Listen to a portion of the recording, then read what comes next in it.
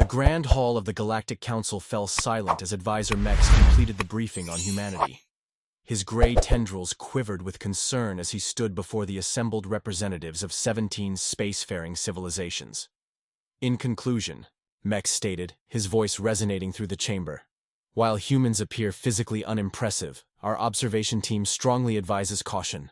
Their adaptability, aggression when threatened, and unpredictable problem-solving make them a potential destabilizing force in our carefully balanced galactic community. The hall remained quiet for several moments before Ambassador Lox of the Vrian Confederacy rose from her seat. The blue-skinned diplomat's 4 eyes blinked in sequence as she addressed the council. With all due respect to Advisor Mex, this seems greatly exaggerated. Humans are confined to a single planet. Their technology is primitive. Their lifespans are brief. Their bodies fragile. I see no cause for such alarm. Murmurs of agreement rippled through the chamber. The humans' home planet was indeed unremarkable. A blue-green world orbiting an average yellow star at the edge of an unremarkable spiral arm. You misunderstand the nature of the threat, Mex insisted. It is not their current capabilities, but their potential that concerns us. Their historical development shows exponential technological growth. Their social structures adapt rapidly to challenges, and most concerning, they thrive on conflict. Ambassador Dor of the technologically advanced Pelnar Collective stood next. His metallic exoskeleton gleamed under the chamber lights. I have reviewed the observation data. These humans spend more energy fighting amongst themselves than advancing their civilization. They're fractured, divided, hardly a united threat. Mex's tendrils stiffened. That is precisely why they are dangerous. Their internal competition drives innovation at rates unseen in other species. When they eventually unite, if they unite, interrupted Ambassador Tool of the warrior Krosny Empire. The reptilian diplomats, scales flushed orange with dismissal. My species conquered 12 systems before developing faster-than-light travel. Humans can barely leave their own atmosphere without significant casualties. The debate continued for hours. Eventually, Council Leader Vax called for a vote on whether to establish formal first contact or continue observation from a distance. The majority voted for continued observation.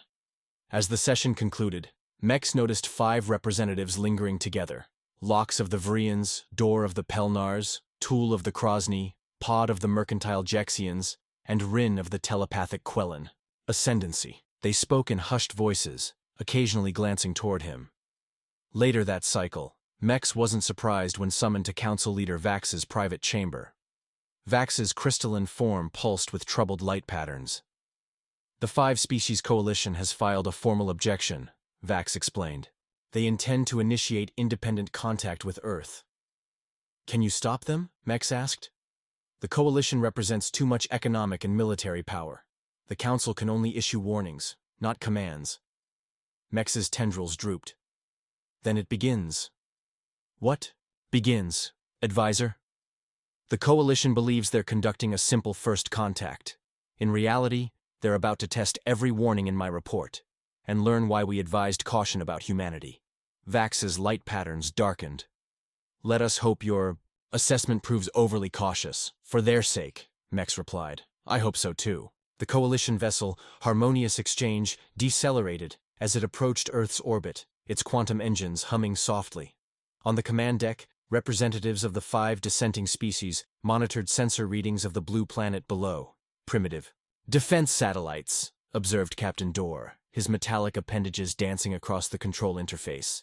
No energy shields, no detection systems capable of identifying our presence. Ambassador Lox nodded, her 4 eyes blinking in their characteristic sequence. As expected. The Council's warning seems increasingly absurd. These humans have barely established a permanent presence on their own moon. They are broadcasting extensively, noted Communications Officer Rin. The slender telepath's antennae twitched as she processed the signals. Thousands of different frequencies, mostly entertainment and information exchange, some military communications. No unified planetary governance structure detected. Tool paced the deck, his reptilian tail swishing with barely contained excitement. Their military capabilities are fragmented. Multiple competing powers, primitive nuclear weapons, kinetic projectiles as their primary armaments. My youngest hatchling has toys more sophisticated than their most advanced weapons. The question remains, Pod interjected, his gelatinous form rippling thoughtfully. How to initiate contact for maximum advantage. Their resources appear plentiful. We could establish highly profitable trade relationships before the Council decides to intervene. Lox raised a slender hand. Remember our agreement. We observe for one local orbit cycle before revealing ourselves. We need to identify the dominant powers, understand their social structures, and select optimal contact points. The Coalition spent the next month studying Earth from orbit, their advanced cloaking technology rendering them invisible to human detection systems. They monitored communications, mapped resource deposits, and analyzed military capabilities. Everything confirmed their initial assessment. Humans were technologically primitive, socially divided, and posed no significant threat. For their first ground reconnaissance, they selected a relatively isolated location, a research station in Antarctica. The small human team there would provide useful information without risking broader exposure. The landing party consisted of Tool, Rin, and 2 security drones. Their shuttle touched down half a kilometer from the research station during a blizzard that masked their arrival. Primitive environmental adaptations, Tool observed through his thermal visor, watching researchers hurry between buildings in bulky insulated clothing. They cannot even survive their planet's natural climate variations without artificial protection. Their minds are interesting, Rin commented, her antennae quivering as she passively scanned their thoughts. Curious, determined. They view this hostile environment as a challenge rather than a deterrent. Irrelevant, Tool dismissed. We need practical information about their command structures and resource allocation systems. They observed for 3 days, occasionally venturing close enough to place monitoring devices on the station's exterior. On the 4th day, disaster struck. One of the security drones malfunctioned in the extreme cold, sending out an unencrypted distress signal. We must retrieve it immediately, Tool hissed.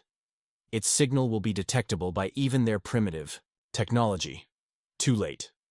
As they approached the drone's location, they spotted 3 humans already examining it, their expressions a mixture of confusion and wonder. First contact appears to have been initiated for us, Rin observed dryly.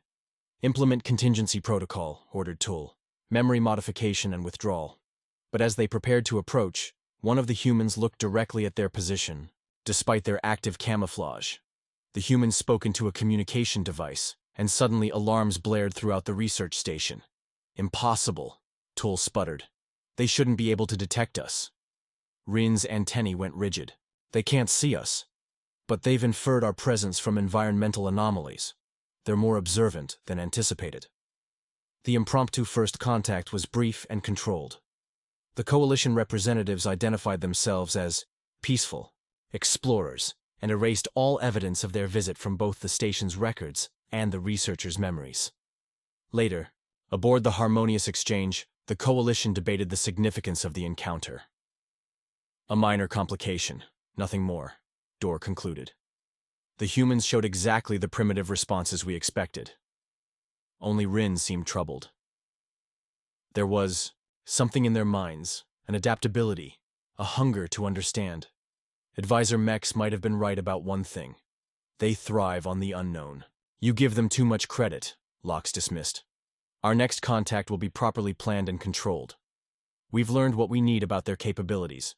They pose no challenge to species thousands of years their technological superior. 3 months into the observation mission, the Coalition had established monitoring posts on Earth's moon, in deep ocean trenches, and within remote mountain ranges. Each post gathered data on human activities, confirming the Coalition's initial assessment. Humans were technologically primitive compared to galactic standards. The command center aboard the Harmonious Exchange had become a repository of human culture, technology, and social structures.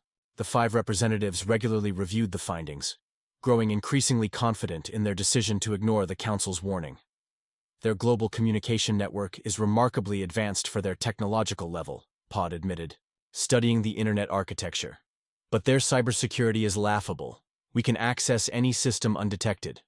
Their propensity for fiction is peculiar, Lox observed. They spend considerable resources creating elaborate scenarios about alien contact, most portraying themselves as either victorious or morally superior. Tool snorted.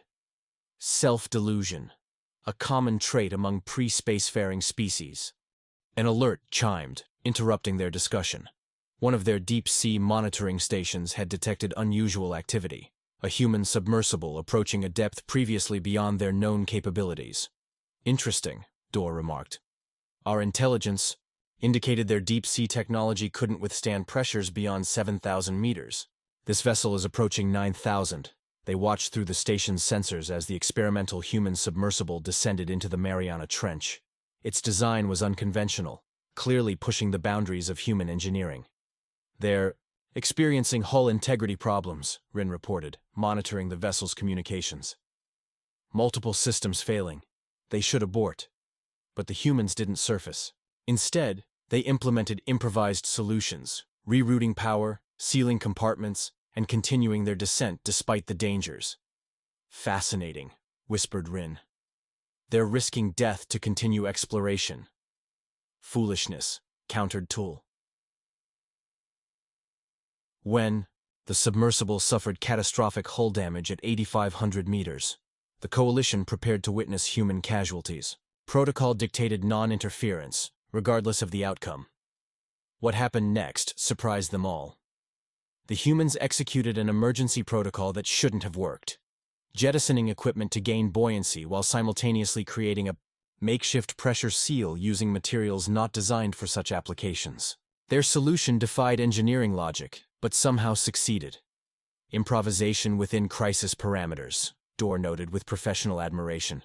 Unorthodox, but effective.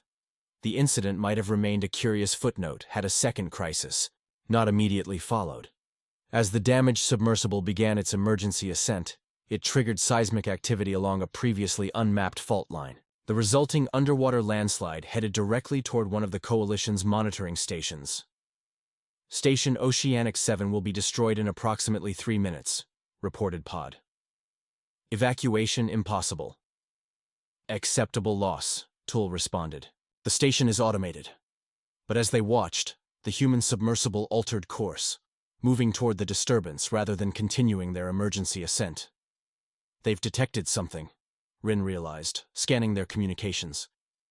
They believe they've discovered an unknown structure, our station. The Coalition watched in disbelief as the already damaged human vessel positioned itself between the underwater landslide and the monitoring station. Using their remaining maneuvering thrusters, the humans dispersed the brunt of the debris flow, saving the alien technology they couldn't possibly understand. They risked their survival to protect an unknown object, Locke said quietly. Why? Curiosity, Rin replied. Their thoughts are clear. They believe they've discovered something significant. They value this discovery above their immediate safety. When the humans finally surfaced with photographs of the mysterious structure, the Coalition was forced to dispatch a covert team to modify records and memories. Their second unplanned intervention. In the debriefing that followed, opinions were divided. Their resourcefulness is concerning, admitted Dorr. They solved multiple crisis scenarios with inadequate technology. A statistical anomaly, dismissed Tool. One successful improvisation doesn't validate the Council's warnings. Only Rin seemed truly troubled. It's not the technology, it's the mindset. These humans don't accept limitations. When conventional solutions fail, they invent alternatives. That trait scales dangerously with technological advancement. 6 months into the observation mission, the Coalition established a hidden base on Mars, providing better logistics for their Earth operations. From this vantage point, they coordinated increasingly bold intelligence gathering, confident in their technological superiority. Their confidence was tested when they discovered an anomaly. Humans were developing faster than expected propulsion technology. A private corporation had made a breakthrough that shortened the projected timeline for Mars colonization from decades to years. This accelerates their development curve beyond predictions, Docker reported, reviewing the data. Their aerospace advances are occurring 30% faster than our models anticipated. One company's prototype doesn't represent global capabilities, argued Tool, dismissive as always.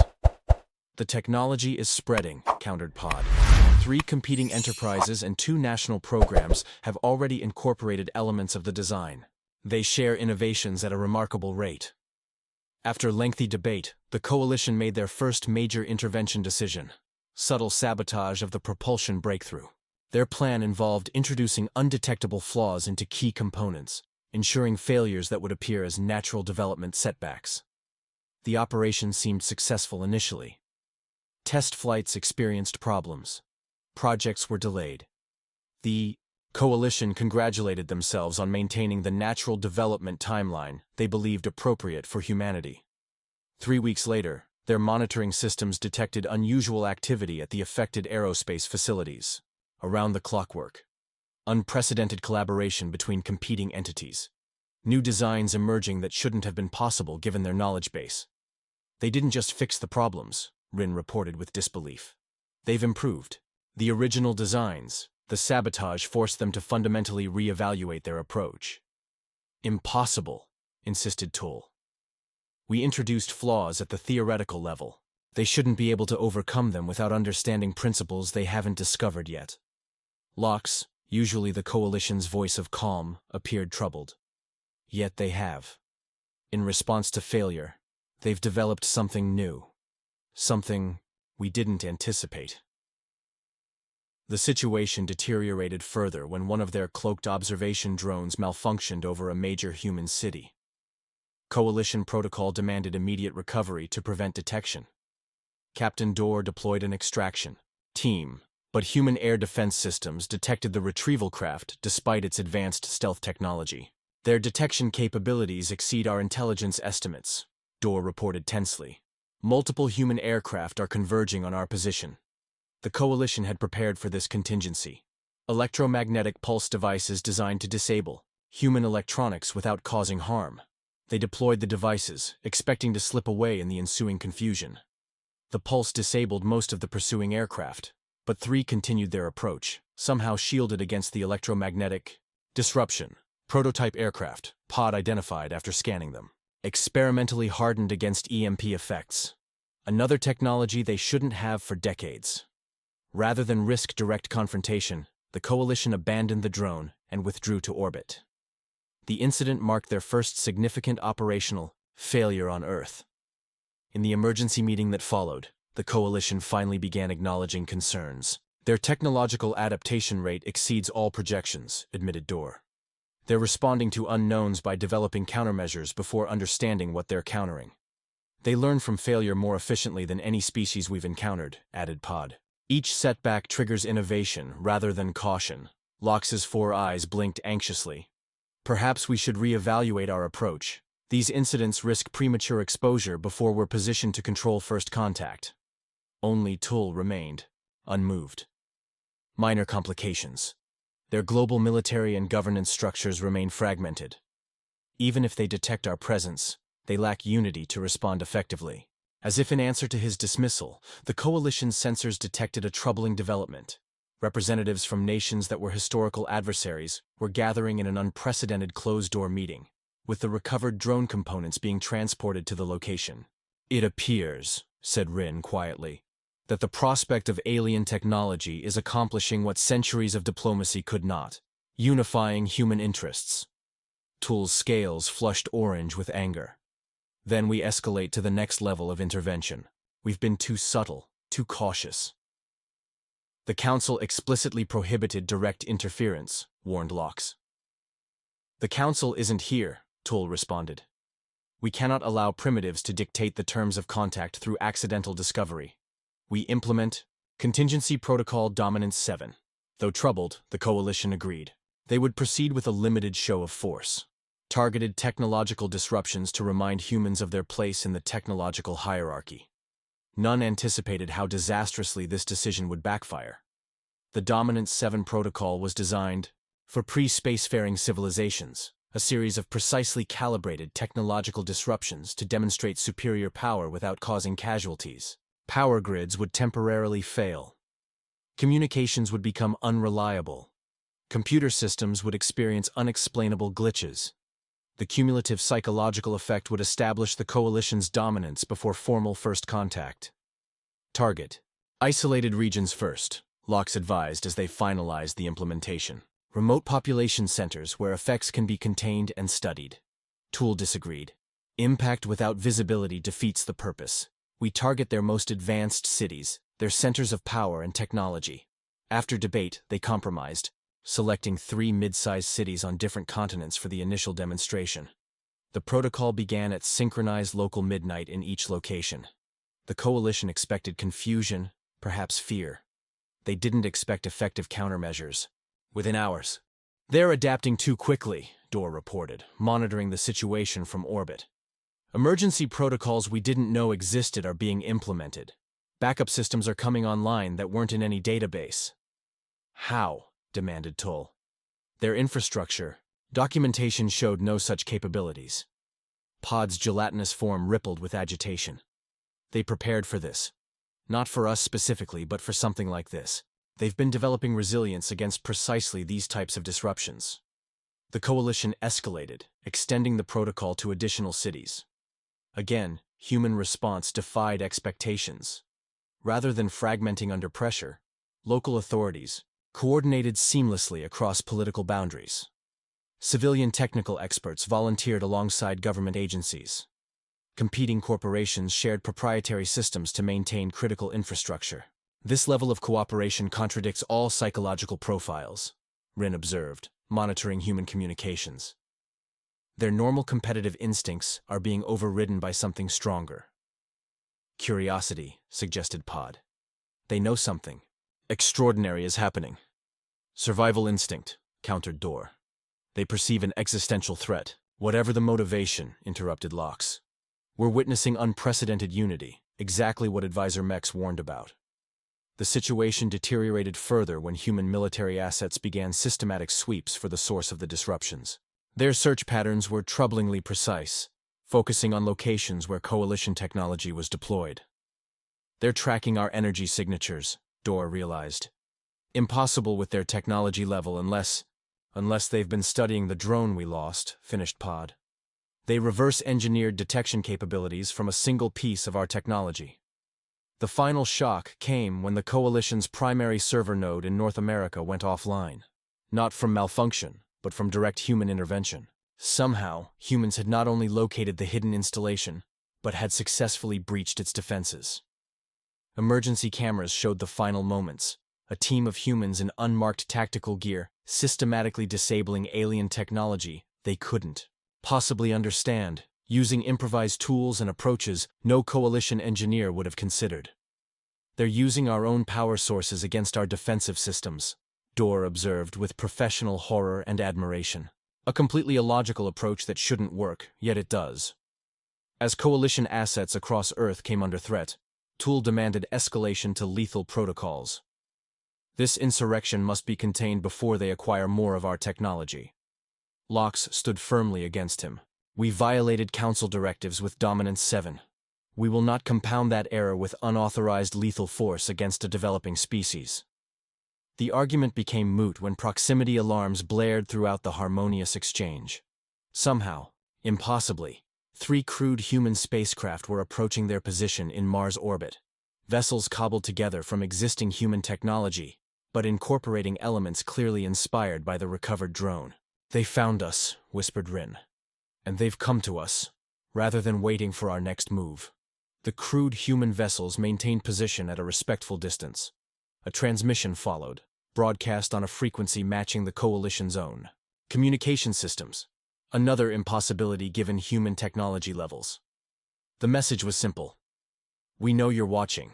We know you've interfered. We invite you to talk instead. In that moment, the Coalition finally understood why the Galactic Council had issued its warning about humanity. The Coalition representatives gathered in the Harmonious Exchanges Conference chamber, the mood somber as they debated how to respond to the human delegation waiting patiently in Mars orbit. This is unprecedented, Lox stated, her 4 eyes blinking rapidly in distress. No species has ever reversed an intervention protocol so effectively. No species has ever reached an observation base uninvited. Tool paced aggressively. We should destroy their vessels. They violated our security through stolen technology. The Council would understand the necessity. Their vessels carry 37 humans, Rin reported, her telepathic senses extended. Military specialists, diplomats, and scientists. Their minds are remarkably focused, curious but cautious. They seek understanding, not conflict. Unless we force conflict upon them, Pod added pointedly. After heated debate, the coalition made a historic decision. They would accept the human invitation to dialogue. The location would be neutral territory, the surface of Mars, with limited representatives from both sides. The meeting site was a flat plain selected for its natural features, providing equal visibility for both parties. The coalition representatives, Lox, Door, and reluctantly, Tool, watched through their vessel's viewports as the human shuttle descended with surprising precision for such improvised technology. 5 humans emerged in environmental suits that, the coalition's analysis indicated, were hastily adapted from their planet's aerospace programs. Despite their crude appearance, the suits functioned effectively in the Martian environment. The human delegation approached the neutral meeting point, with deliberate movements, cautious but not fearful. Their leader carried no visible weapons, but walked with unmistakable military bearing. "Greetings," began Lox when both parties stood facing each other on Martian soil. "We are representatives of advanced civilizations, who have been observing your species." The human leader removed her helmet, revealing close-cropped gray hair and weathered features. The coalition representatives were shocked. Exposing one's face was a significant vulnerability in an alien environment, despite the temporary atmospheric bubble their technology had established. "I am Admiral Helena Ray of Earth's Unified Space Command," she replied. "A command that didn't exist until your activities forced unprecedented cooperation between former rivals." What followed was not the diplomatic submission the coalition expected, nor the aggression Tool had predicted. Instead, Admiral Ray presented a comprehensive dossier detailing every coalition activity on Earth, their observation posts, technology, deployments, and intervention attempts. "You understand," said Door, metallic appendages clicking with agitation. "This knowledge alone confirms the necessity of our caution.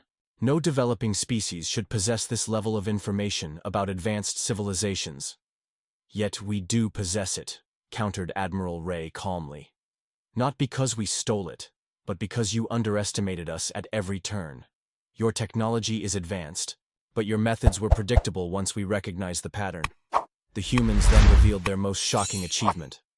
They presented the coalition with a functioning replica of their own communication device, built using Earth technology, but incorporating principles observed from the recovered drone. "Impossible," whispered Door, examining the device. "The theoretical framework alone should be beyond their comprehension." "We don't need to understand something completely to make use of it," explained one of the human scientists. "Throughout our history, practical application has often preceded theoretical understanding." As the meeting progressed, the humans outlined their terms, not requests, but requirements. They demanded the coalition withdraw all active technology from Earth, cease interference operations, and provide full disclosure about their presence to human authorities. "You're not in a position to make demands," Tool responded, scales flushing. With anger, Admiral Ray smiled thinly.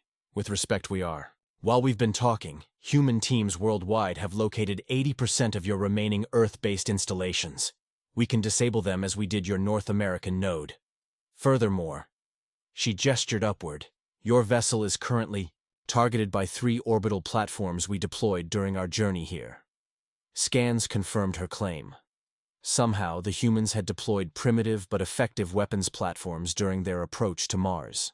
The weapons posed little threat to the coalition vessel's advanced shields, unless they incorporated the same reverse-engineered principles as the communication device. "This situation has escalated beyond our authority," Lox conceded. "We must consult with the Galactic Council." "We anticipated that response," Admiral Ray replied. "We'll accompany you to present our case directly." The coalition had no choice but to agree. As both parties returned to their respective vessels, Rin, who had remained aboard monitoring the humans telepathically, shared a troubling observation. "Their confidence isn't bravado," she reported. "They expected everything that's happened. They've been gaming out scenarios since discovering our drone. Every move we've made was anticipated and countered in their planning sessions." "How could primitives predict advanced species so accurately?" demanded Tool.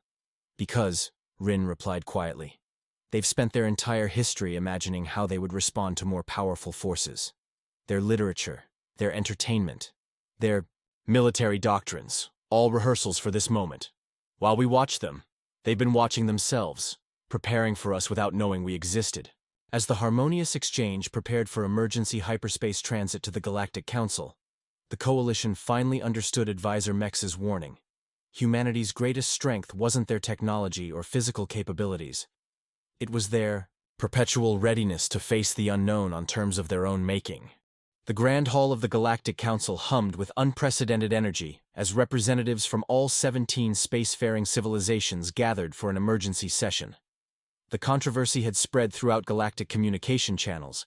A developing species had not only detected a Coalition observation mission, but had effectively countered it and demanded direct Council representation. Advisor Mex stood beside Council Leader Vax, his gray tendrils no longer quivering with concern, but vibrating with vindication.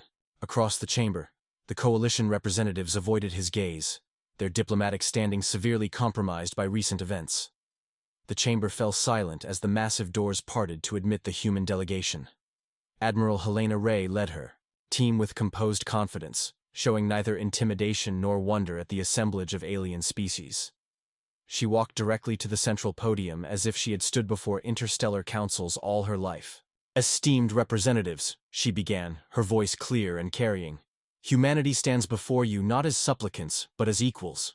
Not because we match your technological advancement, we clearly don't, but because we have earned recognition through your own established protocols." She proceeded to outline the Coalition's violations of Council observation directives, presenting evidence with methodical precision. The human delegation distributed data crystals containing comprehensive documentation of each interference incident, each sabotage attempt, and each countermeasure humanity had implemented. Murmurs spread through the chamber as council members reviewed the evidence.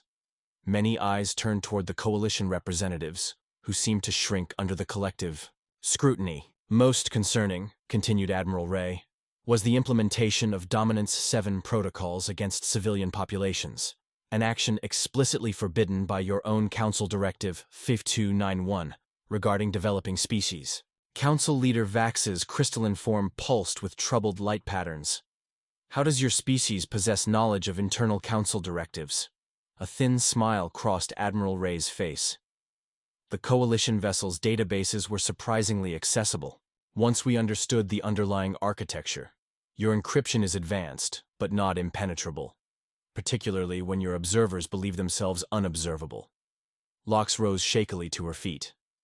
The humans demonstrated unprecedented adaptive capabilities.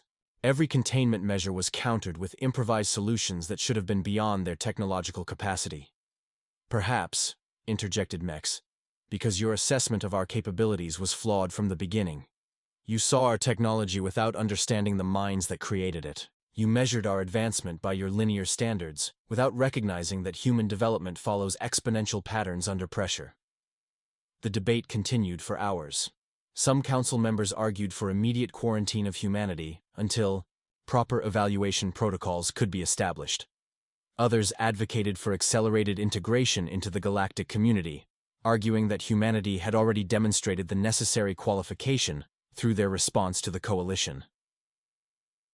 Throughout the deliberations, the human delegation remained composed, neither apologetic nor aggressive. They simply waited, a quality that several council members noted with approval, patience being a hallmark of civilizational maturity. Finally, Council Leader Vax called for order. "This situation is unprecedented, but not unprovided for in our founding principles. Any species that can detect, counter, and successfully engage with an observation mission has, by definition, demonstrated readiness for contact." The final vote was decisive. Formal recognition of humanity as an emerging interstellar species, with provisional council membership, pending completion of standard integration protocols. As the session concluded, Advisor Mex approached Admiral Ray. "You managed what no other species has achieved.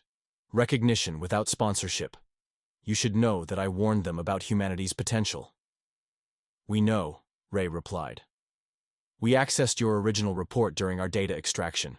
Your assessment was surprisingly accurate, though even you underestimated our response time. Mex's tendrils rippled with amusement. What happens now? Your species has compressed a process that typically takes centuries into mere months. We learn, she answered simply. We adapt.